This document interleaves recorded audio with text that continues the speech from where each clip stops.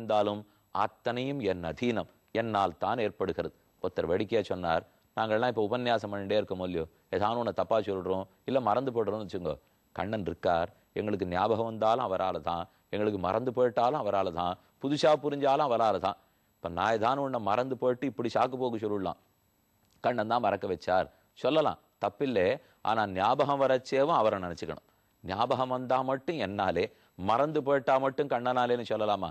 அப்ப அனைத்து ராஜாக்களுடைய செருக்க ஒழித்தார், எனக்கு அந்த மீனனுடைய கண்ணை நன்கு புலப்பட வைத்தார், திரௌபதி எனக்கு கல்யாணமே பண்ணி வைத்தார்.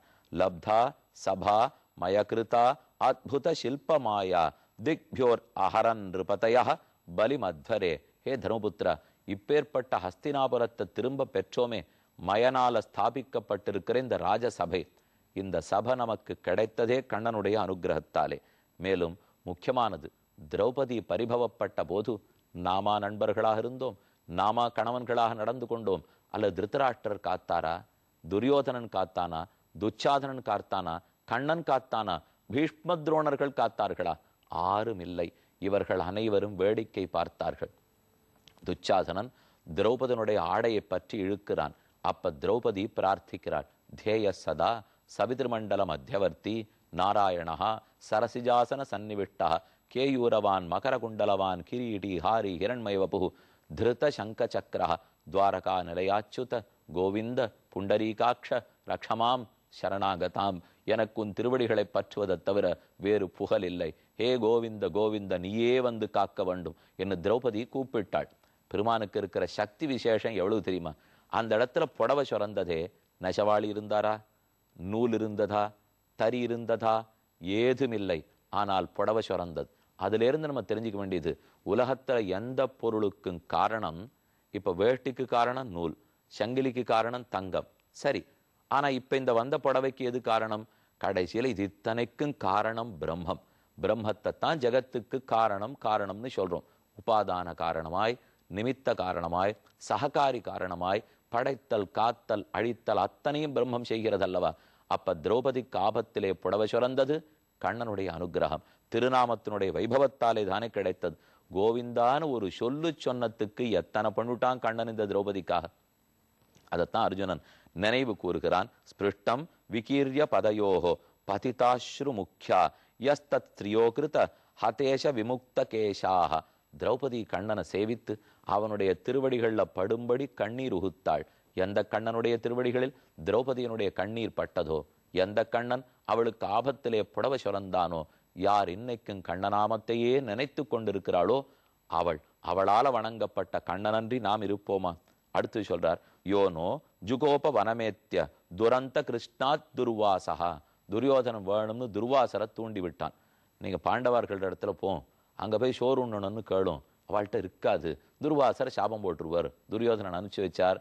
வழக்கம் போல எல்லாரும் சாப்பிட்டு முடித்த எடுத்து துர்வாசர் அப்பு வந்தார். ஏதோ கொஞ்சம் மிச்சம் இருக்கான்னு கேட்டாலும் ஏதும் இல்லை.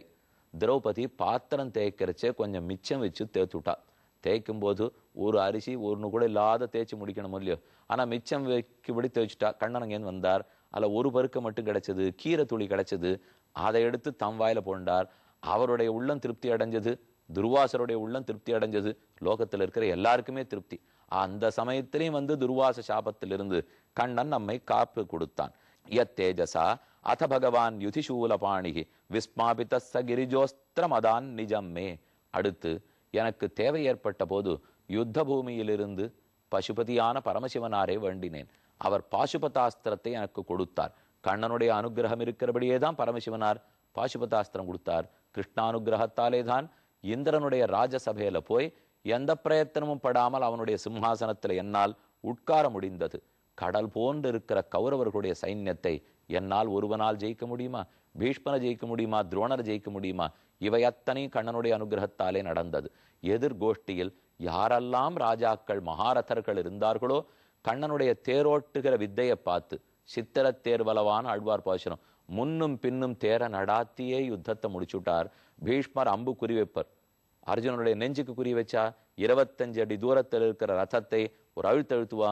250 தூரத்திற்கு கண்ணன் கொண்டு போடுவாராம். அம்பு முன்னாடியே விழுந்துரும். 250 அடி தூரத்துல தேர் இருக்கே அப்படின்னு பீஷ்மர் அதுக்கு குறி வச்சா, காலை ஒரு அழுத்தழுத்தினா 25ல் நிற்கும், அம்பு பின்னாடி போடும். நான் சண்டை போட்டேனானே தெரியல, முன்னும் பின்னும் தேர நடாத்தியே கண்ணன் சண்டையை முடித்து விட்டான். ஆக எதை பார்த்தாலும் அவன் அனுகிரகத்தாலே நாம் இருக்கிறோம். இன்று அவன் இல்லாதபடியால் நமக்கு இனிமேல் சக்தி கிடையாது. கண்ணன் புறப்பட்டான், எதுகுலம் அழிந்து போயித்து. விஸ்வாமித்திரருடைய சாபத்தாலும் மற்ற எல்லாரும் அழிந்து போனார்கள் என் அர்ஜுனன் சொல்ல, இனி இங்கு வாழ்வதில் லாபமில்லை என்று தர்மபுத்திரன் முடிவெடுத்து தன்னுடைய பேரனான பரீட்சித்துக்கு பட்டம் கட்டி வைத்துவிட்டு தன்னுடைய அலங்காரங்கள் அத்தனையும் களைந்து ஆடை அணிந்து கொண்டு வடக்கு நோக்கி பத்ரிகாசிரமத்துக்கு புறப்பட்டு போய் அலகநந்தா நதிக்கரையை கடந்து மானாங்கர் இடம், அங்கிருந்து சுமார் 20 கிலோமீட்டர் தூரத்துக்கு நடந்து போகணும். சதோபந்த் என்கிற இடம் வழிநடுக கொஞ்சம் கஷ்டம். பத்ரிகாசிரமத்திலேருந்து 4 நாள் நடக்கணும். போனா சத்பத் சதோபந்த் என்கிற இடம் வரும். ஓரோரு இடமாக ஒத்தொத்தரா பிராணநாசம் அடைஞ்சுட்டே போனான். முதல்ல திரௌபதி விழுந்துட்டாள், அடுத்தது சகதேவன், நகுலன், அர்ஜுனன், பீமன், தர்மபுத்திரர் கடைசியில போய் யமதர்மராஜனாலயம் இந்திரனாலயம் பரீட்சிக்கப்பட்டு பரீட்சையில் தேறி சொர்க்கலோகத்தை அடைந்தாருங்கிறது சரித்திரம். ஆக கண்ணன் ஒரு பக்கம் வைகுண்டத்துக்கு புறப்பட்டு போனார், பாண்டவர்கள் எல்லாரும் சொர்க்கலோகத்தை அடைந்தார்கள். மேற்கொண்டு சரித்திரம் என்ன சொல்றதுங்கிறதை காத்திருந்து பார்ப்போம்.